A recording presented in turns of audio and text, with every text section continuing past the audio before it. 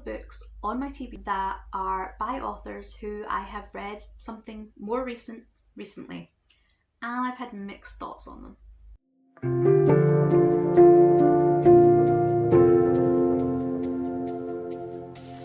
So in the past year, I have read the most recent release by TJ Klune, Suzanne Collins, and Callie Hart. It's been a mixed bag of results. I really adored Sunrise on the Reaping. I was maybe not completely won over by Somewhere Beyond the Sea, which I expected to love. And I really did not get along with Quicksilver. But on my Kindle and my physical TBR shelf, I do actually have another book by each of those authors that I've been meaning to read. And if not the very first book they released, then definitely in the first couple of books. So by Callie Hart we have Rebel, by TJ Klune we have Tell Me It's Real, and from Suzanne Collins we have the first in the Underland Chronicles, Gregor the Overlander. My kind of goal for this vlog is going to be to take each author and read this oldest book I own, so they're kind of before they were famous book, and then I'm going to kind of have a think and compare to what I see in this book compared to their most recent release. So for instance, I'm going to look at Gregor the Overlander and see if I think there are any themes or similarities or changes that I can see in Suzanne Collins' writing by the time we get to Sunrise on the Reaping. Similarly with TJ Klune and similarly with Callie Hart. This vlog is going to try and kind of compare the author's entire career. All three have decent backlists. For instance, I know I didn't get on with Quicksilver, I really disliked it, but it was a fantasy world, and I wonder whether Callie Hart's older contemporary romance books, whether I would get along with those. Vice versa, I loved that newest Hunger Games book, but would I still like Suzanne Collins if she was writing middle grade novels, which I'm guessing don't go quite as dark and quite as conceptual as the Hunger Games. So that's the concept of the vlog.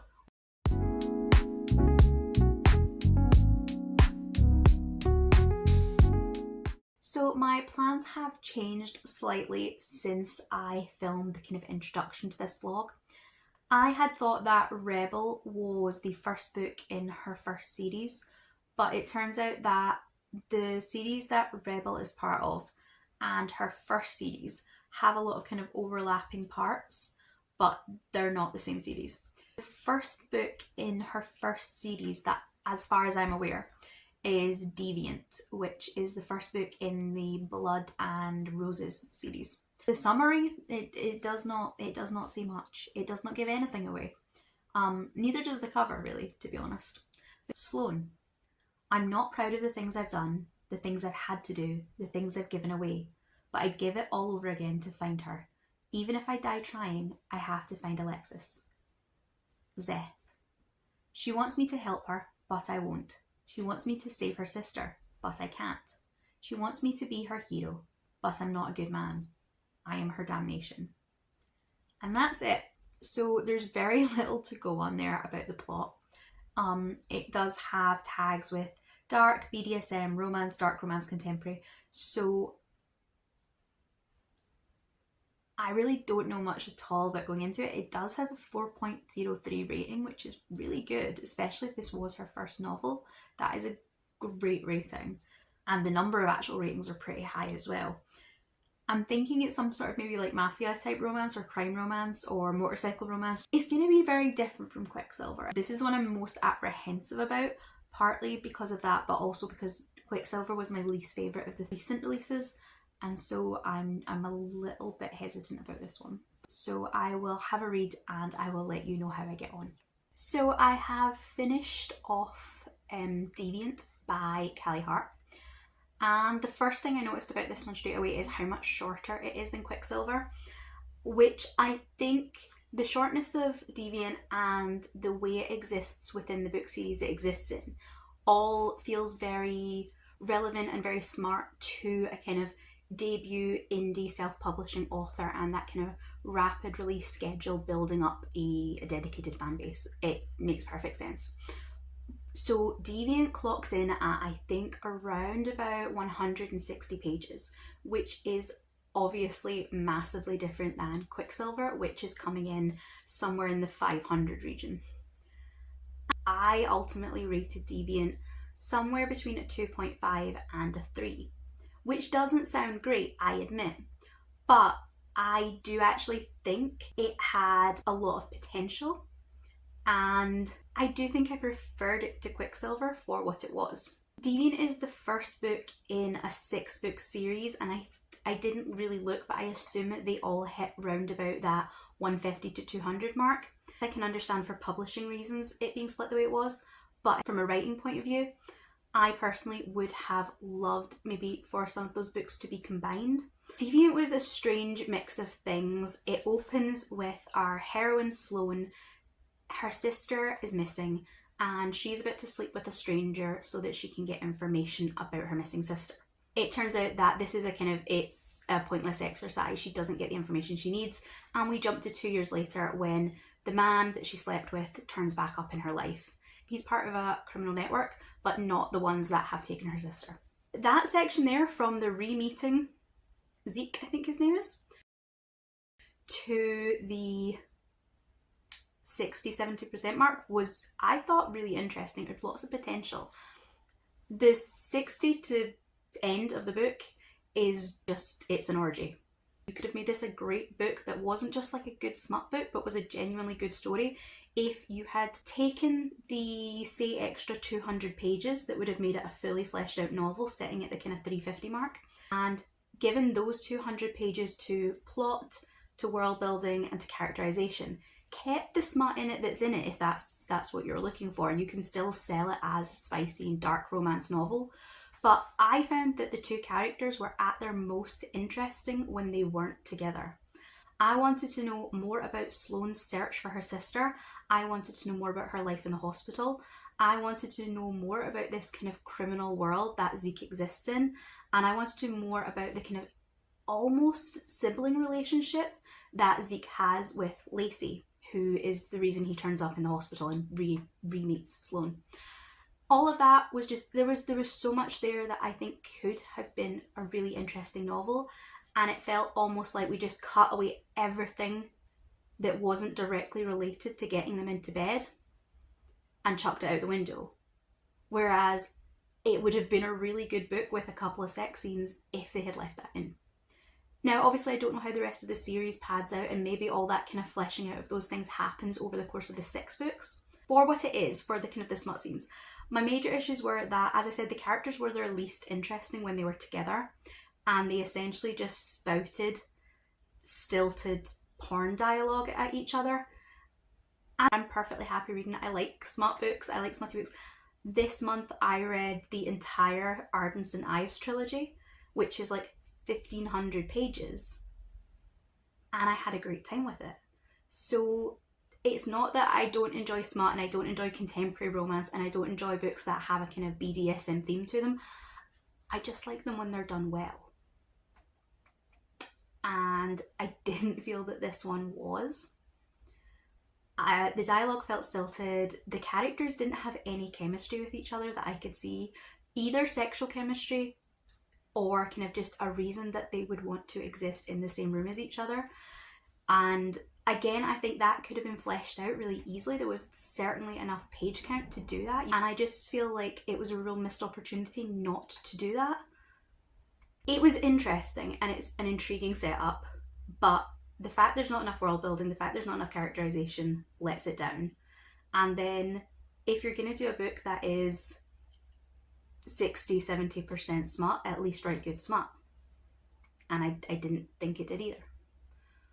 But as I said, though it's a 2/3 rating, I'm almost tempted to pick up the next book in the series because the actual plot that there was, that setup for finding Sloane's sister, for maybe Zeke finding his way, his place in this kind of criminal underworld, and how the two of their worlds are going to collide, I did think had a lot of potential. It was interesting.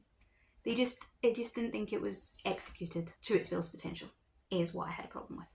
Comparing it to Quicksilver, I prefer this one, because it knew what it was. There were a couple of little things that niggled me, but I'm not entirely convinced that they weren't my own reading of it.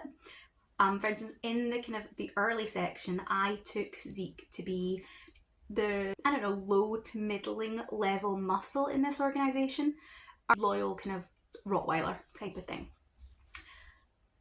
And then at the 60% mark, we have him organising the orgy, which is fine. A man can have hobbies. I have no problem with the muscle in the organisation also enjoying group sex. But it just felt strange to me that it was such a kind of 50 Shades of Grey billionaire romance type of orgy. We've got like 60, 70 people in this house. They're all in tuxes. They've all got ornate masks that are in the colour, the black, white and gold theme. Women are all in evening dresses. And it just very much was not the kind of scene that I saw this man coming from. I'm not saying that I could easily have read that first part of the book wrong and got the kind of wrong idea about him, but it just felt jarring to me. And again, I think these are things that would be softened with more world building, more character time, because you would have got a better sense of who Hart intended the character to be, rather than me just kind of going on supposition from the few scenes we have of him performing his kind of life outside of Sloane. So yeah, this one has been a kind of a complicated start. I had a better time with this than I did with Quicksilver. There was just so much potential here, and I don't know, I would be interested if, I know sometimes authors do, especially when it was self-published, if Callie Hart ever went back and reworked this series with all the things that she will have like learned as an author over 10 years of writing, plus with the backing one would assume now of a traditional press, their kind of schedule. I wonder if you could reissue this kind of series as a trilogy, but make them combine books and flesh them out at the same time. I think you could have something really interesting in your dark romance. But what do I know? So the kind of the concept that the kind of aim for this blog brings up is, would I now, having kind of read the most recent one and read the earliest one, would I now read more from this author? And I do think I would, but I think I would stick to Callie Hart's contemporary books. Despite it being her very, very first book, I felt it had more of a confidence to the kind of the concept, and I felt more like I trusted the author to know what she was doing in the span of the world we were in. So I would read more of her contemporary romances, but probably not more of her romanticises.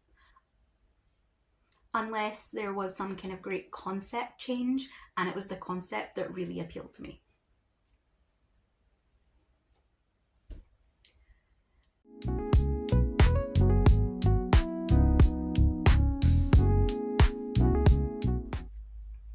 The next book that I am going to pick up for this vlog is Gregor the Overlander by Suzanne Collins. Now, I think it's fairly obvious what book I am considering as the kind of most recent, most famous book that Suzanne Collins has put out. I read Sunrise on the Reaping back during, I want to say during Realmathon in March, and honestly I wasn't planning on picking it up. I thought I'll get to it at some point, but I had no intention of reading it in that first week it came out. But there was just so much hype around it in that particular Discord group, and it just so happened to be available on Everand that I kind of ended up getting caught up in the hype and going along with it. And honestly, I'm so glad I did, because I had a great time with it. It was, I think, my favourite book that I read that month. And the thing is, I have read the original Hunger Games book, but I haven't read Catching Fire or Day, and I haven't read Ballad of Songbirds and Snakes. So I have read the first book, and I can kind of compare to that, but realistically the one I'm going to be thinking of with this is Sunrise on the Reaping. I really loved Sunrise on the Reaping. I thought it was so good. I loved the character work Suzanne Collins put in. I couldn't tell you at what stage I became absolutely hooked on each of the characters, but I thought that she did an absolutely fantastic job of getting you to care about a lot of people in a very small amount of time. Gregor the Overlander is the first book in the Underland Chronicles, and it first came out in middle grade, so it is aimed at younger readers than the Hunger Games or Sunrise on the Reaping. But I'm really into to see how Suzanne Collins writes in both a different age bracket but also a different... This one is about Gregor, who falls through a grate in his apartment laundry room and ends up in this underground world full of giant rats, cockroaches, bats, and they have this kind of uneasy stalemate with the humans. From what I can see in the summary, it does sound like it is going to go much more down that classic middle grade chosen one adventure story type of trope, and I'm interested to see if Suzanne Collins puts any kind of follows the traditional middle grade narrative, or whether she tries to kind of put her own slant on it.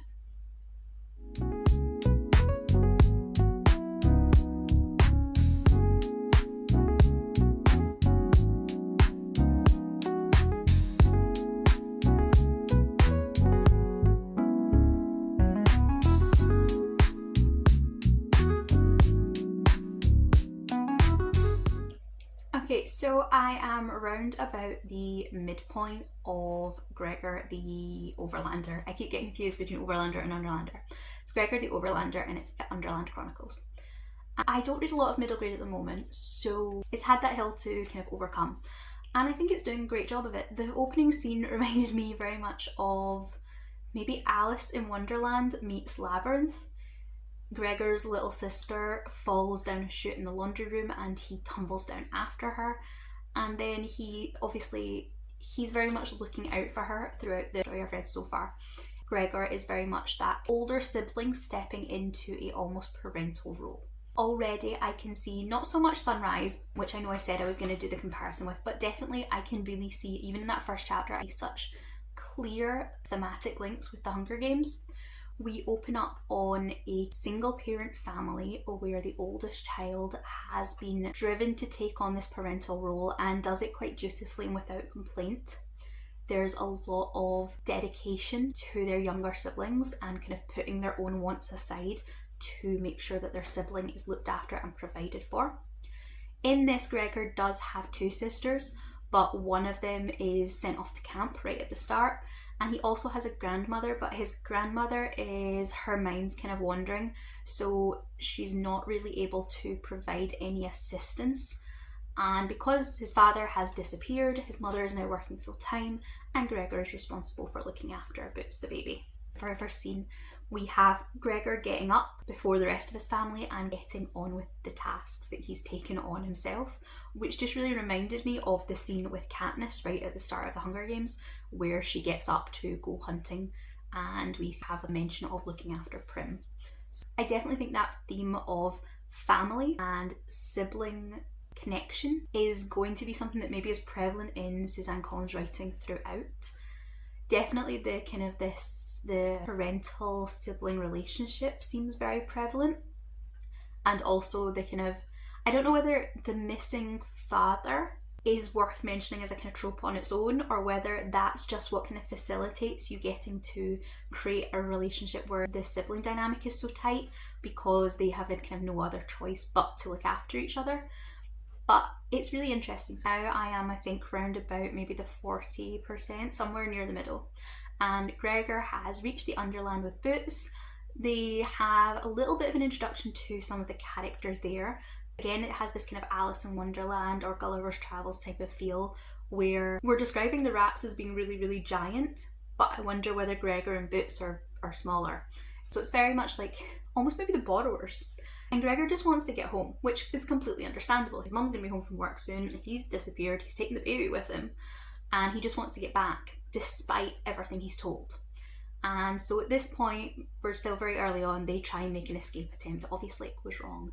And that kind of then, at the moment, we're kind of getting to that point where it's facilitated a deeper understanding between Gregor and the Underland characters. We're all kind of coming to an understanding now about why he's there, why he wants to go back, a bit of his kind of family history, and really that kind of that hero's decision moment. In this section, we also kind of see Gregor playing about with alliances, with allies, with testing himself, whether he can go it alone or whether he needs assistance. and if he needs assistance, whether he is looking for it in the right places, which is definitely something else we see with Katniss and Haymitch. The fight scenes in this are very well done. They are much more fantasy driven than something like the Hunger Games, but they are also really good, they're really vivid. I think ultimately there's a more hopeful feel to them though, because even in these battle scenes, I think because they're aimed at younger readers, it doesn't have that same tension to it, where I'm not super concerned about the fates of most of the characters. It wouldn't surprise me if we do get some tragic moments, if we do maybe see some of the characters die, but I don't think it's as much that Hunger Games feel of anyone and everyone is up for grabs. I don't think I'm loving it as much as I love Sunrise and the Reaping, but to be fair, I'm not finished, so maybe it's gonna win me over.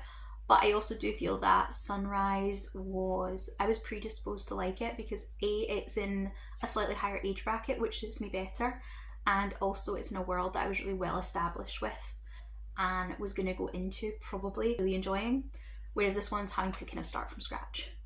I do think there's a great premise there. The Underland is really interesting. It definitely feels like a slightly grittier or a slightly more realistic middle grade fantasy adventure than some of the others I've read. I'm gonna keep reading it and I will let you know ultimately how I feel and how I think it compares to Sunrise on the Reaping.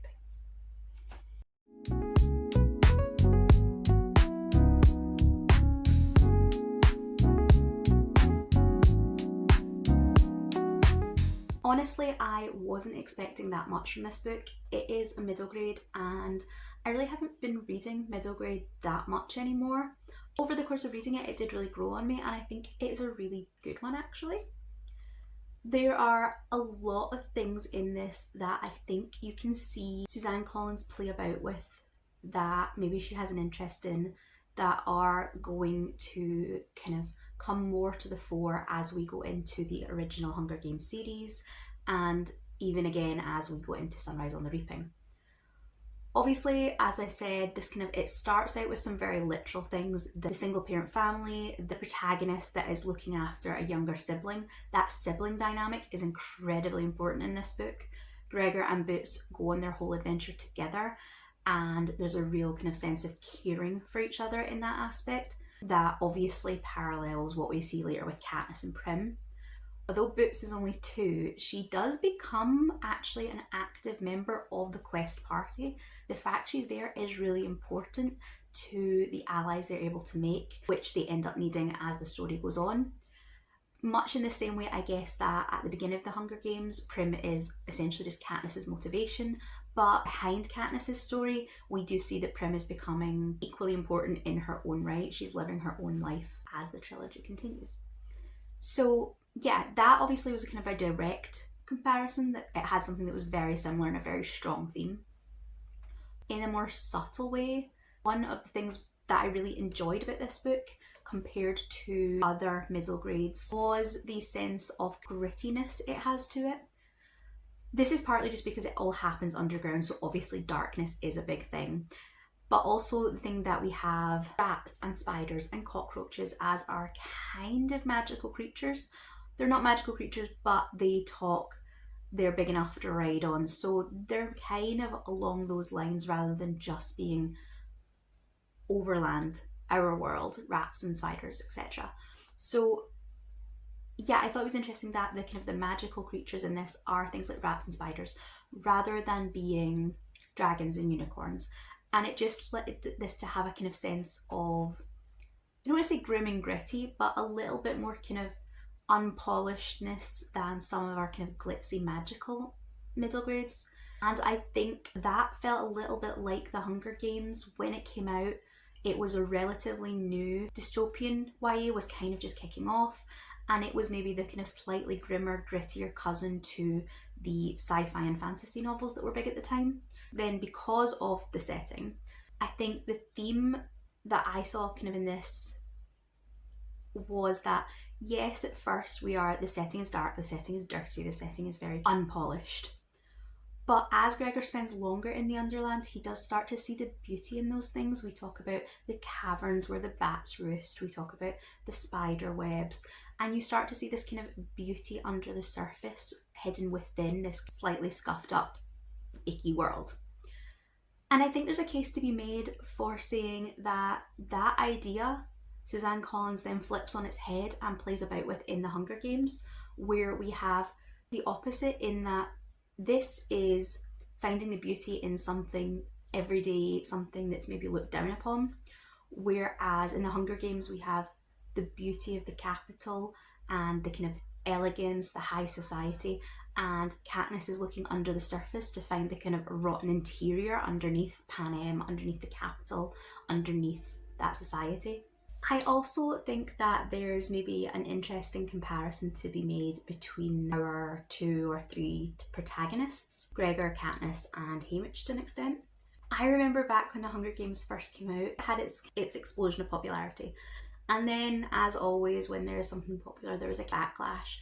And a lot of that backlash was people saying that they didn't enjoy the Hunger Games because they found Katniss to be a really unlikable protagonist. And part of that obviously is the sexism of a kind of imperfect female character will always be viewed as unlikable rather than simply being driven or confident or whatever.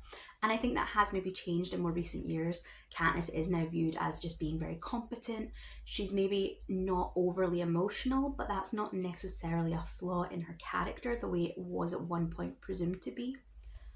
But I do think that that kind of imperfect protagonist, we obviously see again in Haymitch, more so because we know who he'll become. Haymitch, as he is in Sunrise and the Reaping, he's a lot less flawed, but he has to be to give us that contrast later on. So I don't think that's maybe the fairest comparison. But Gregor definitely has some of that imperfection and less desirable personality traits, or the less admirable traits of humanity shine through at a couple of moments. Obviously it's middle grade, so he's not as complicated, but he does have a couple of moments. For one thing, he judges some of the characters. He judges the roaches, he judges the rats, he even judges the Underlanders themselves as maybe being out to get him or out to kidnap him or whatever. I mean, he's right about some of those things. His judgment of the rats pays off. And later we do question that, both the fact that some of the prejudices Gregor has shown, Boots doesn't, and he sees that she's right, and also that some of the characters we meet later some of the characters we meet towards the kind of middle to end point do challenge Gregor's preconceived notions of kind of their species. One of the moments I found really interesting though is when they're preparing to go off on their quest, Gregor finds a supply of items from the Overland and he's going through them. And he's playing about with a flashlight, and 2 of the Underland, his equals in the other Underland, so they're kind of young teenagers, are watching him play with a flashlight. And when he plays with it and it flickers, he notices it makes them flinch, it makes them uncomfortable, probably because it's not something they understand. And Gregor does get a sense of, I think, a thrill or a rush of power from being able to make them uncomfortable, from able to make them flinch. It's not even so much that he feels that like a pride from knowing something and it's a kind of positive feeling. It's very much that what makes him feel good in that moment is making them uncomfortable. Which again, it's in this situation, he's been fairly powerless throughout. He's been on the back foot throughout most of his adventure. And this is a moment where he gets that little thrill of suddenly knowing more, of having an advantage. And I thought it was a very relatable moment, but it just does show you a slightly darker side to him than some middle grade protagonists we would get to see. Which I think totally fits in within the protagonists, the characters that we see Suzanne Collins create when she goes into the Hunger Games. That idea that even our heroes have moments of darkness within them. All of that just seems like something that she is definitely continuing on throughout her writing. So I did enjoy this one so much more than I thought I would. Would I continue this series? I'm not completely sure. I think I would. It took me a while to get to. Once I was invested, I was really invested. It does round out kind of perfectly. It does a good job of kind of wrapping its story up and giving you a conclusion. You don't need to be continuing the series if you don't want to. But some of us have a problem with buying books. And when I picked up the first one, I purposely picked up the whole series. If I'd really not enjoyed this, or even if I'd been very very ambivalent towards it, then I probably would just donate the whole series. If I hadn't bought the whole series, I maybe wouldn't be running out to get it, but I definitely think I would still be looking for it maybe in my library. I don't think it's as good as The Hunger Games. I don't think it's as of its moment. I don't think it's as groundbreaking in its time. But I do think it's a really solid start to her writing career. I think you can really see a lot of the themes and influences and interests that she has as a writer kind of start to spark in this. And I assume maybe carry on as this series goes on before eventually we reach her kind of YA era. Definitely a really strong start. If you are interested, the next book in the series is Gregor and the Prophecy of Bane, if you wanted to check this one out. At some point, I assume I'll be reading this, probably whenever I hit some kind of challenge that has a yellow cover, because how often does that come up? But also let me know if you would be interested in seeing me read these sooner and my thoughts on them.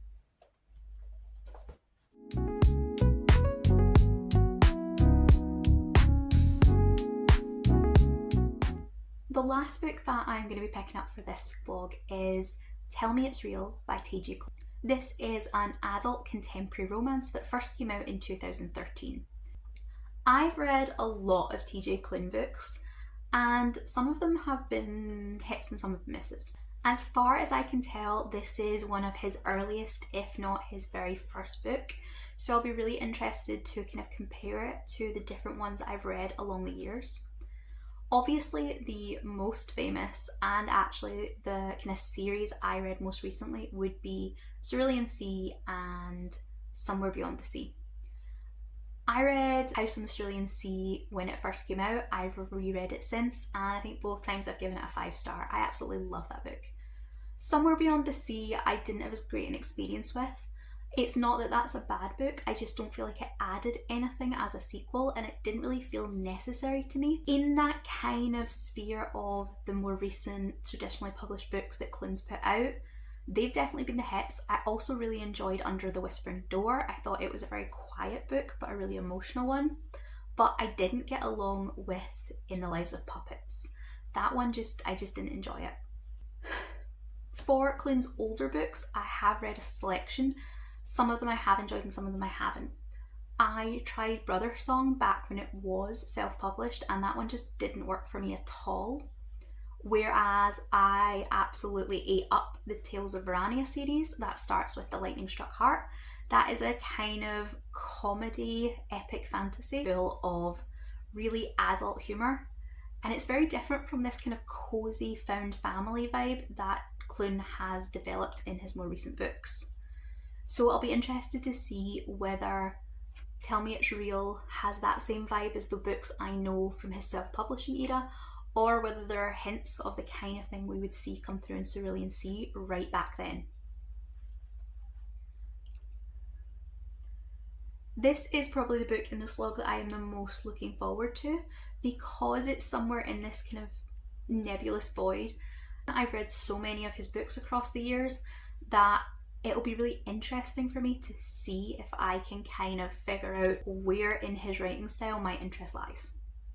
So I will get back to you once I have started Tell Me It's Real.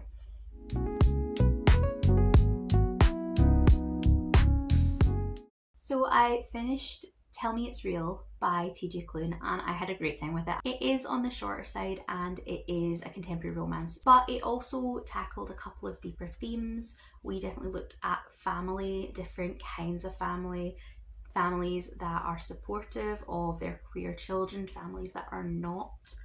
One thing I did notice about the characters in this book, not so much in relation to the newest stuff, his traditionally published works, but in comparison to some of the self-published works that I've read that came after this, is that Paul is very much he's a T.J. Klune character TM. I can't put my finger exactly on when, but I have definitely seen Klune write this character before. It's the insecurity, the self-deprecation, the sassy queer way of speaking, as a character. The kind of constant, almost punny sex jokes that are tinged with real self-esteem issues. I've definitely seen Klune write this character before, which is not a problem because I love this character and I would read dozens of books that are written with this kind of character in different fonts. I think has been less prevalent in his more recent work, as his work has segued away maybe from the really strong romance stories into the kind of more cozy found family tropes that we're seeing in his more kind of traditionally published work. Neither is a good thing or a bad thing. I think he does both incredibly well, but it's just something that's kind of interesting to note.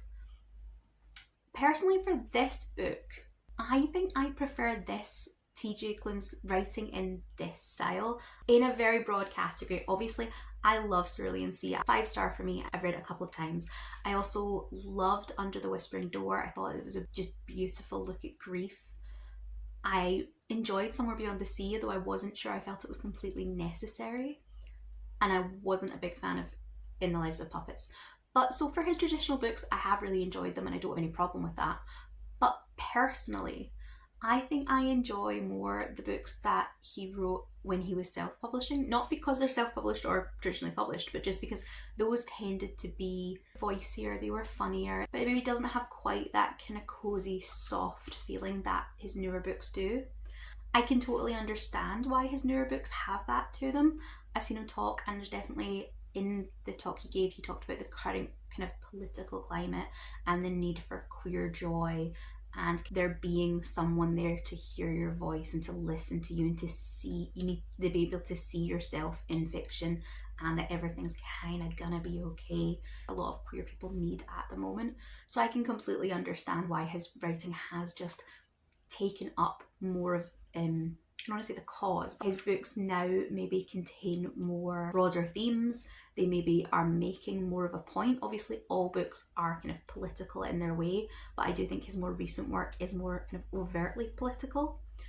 And I love them, but I do just think I miss this kind of silly, goofy character who falls over his two-legged dog that has wheels and face plants into the wall when he's walking out to meet his date.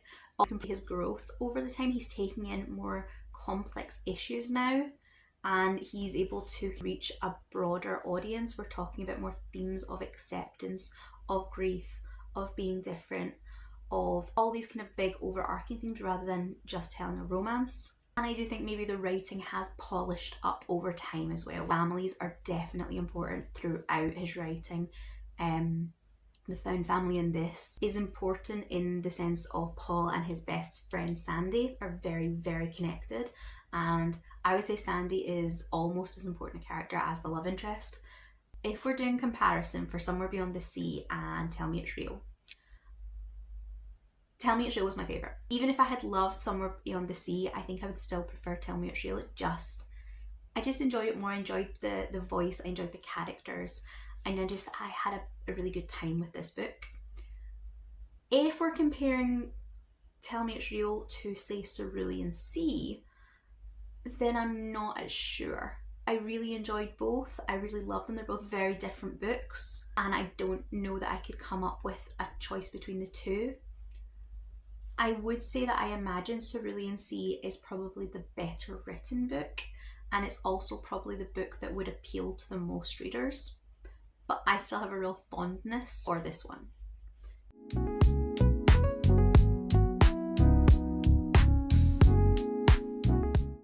So that is the end of the 3 books that I was reading for this vlog.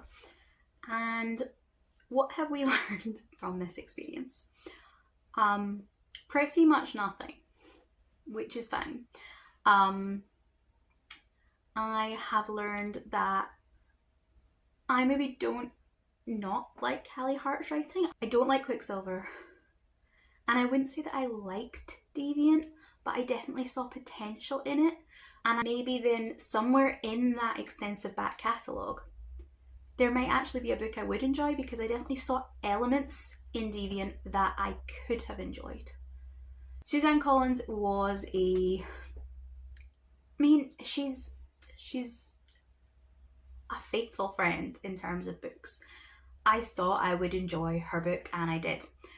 I didn't love Gregor the Underlander the way I have loved Sunrise on the Reaping, but it was a middle grade, so it was already kind of at a disadvantage, and I do think that I enjoyed it more than I would have potentially a middle grade by another author at this point.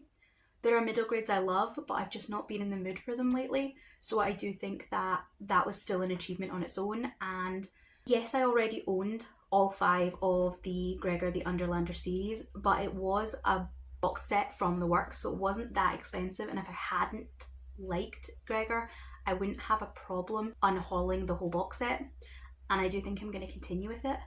I think there were a lot of really interesting things in that world, and if the growth across that book continues through the series, then I do think I would probably find a favourite middle grade by the time I get to the end of it. TJ Klune was the author that I thought had the most potential to be unexpected, because I've been a fan of his for a long time. There have been hits and misses along the way, both in the self-pub stuff and in the traditionally pub stuff. So it was the most in flux, I feel, this one. But Tell Me It's Real was so good. I really enjoyed it, and it did just kind of give me, I think, a sense of nostalgia for his old books. As I said, I feel like the main character, Paul, I feel like I've seen him before in TJ Klune's writing, but that doesn't bother me because I really like that character. So even when we see that character pop up in multiple books, or kind of characters that are they definitely have very strong elements of that character, maybe just the same person but in slightly different fonts, I'm fine with that, because I like the character core, and I really like the way TJ Klune writes said character. But again, a solid find, and I don't think, if I hadn't done this vlog, I don't think I would have went that far back into Klune's back catalogue, just because it really wouldn't have occurred to me. I had a great read. It was a really good kind of sunny afternoon book where you just sit and you can just get through the whole thing in a sitting, and I did, and it was really enjoyable. I laughed out loud multiple times. So yeah, I guess my conclusion is that all 3 of these authors, you can definitely see that their writing has changed over the years. It has, I would say on the whole, it's probably improved, but that for personal taste and personal preferences, there are times when that doesn't matter so much. And maybe that's a conclusion, maybe it's not. I do not really know, but I did have a great time with all 3 of them, and they were 3, I think, really solid authors to try this from.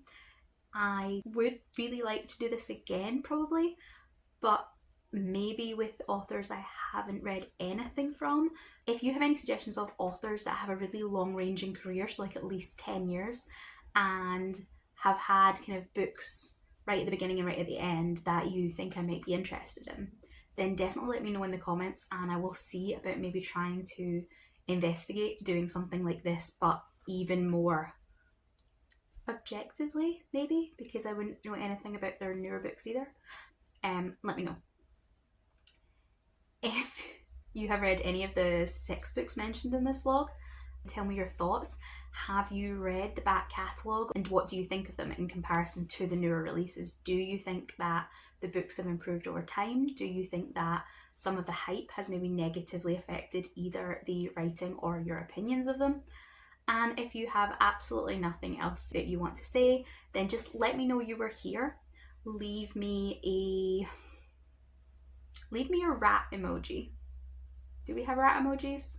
Leave me a rat emoji for Gregor the Underlander in the comments. That's all for this video. I really hope you have enjoyed it, and I will see you in the next video. Goodbye.